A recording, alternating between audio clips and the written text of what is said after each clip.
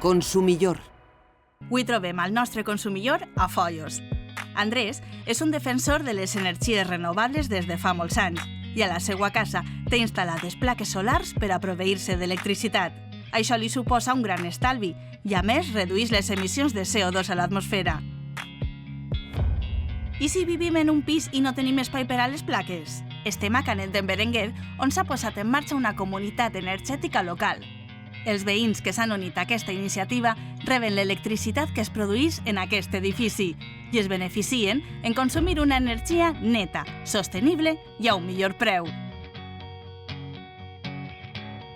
Recorda, apaga les llums si no les necessites. Ajusta la temperatura. El planeta ens ho agraeix.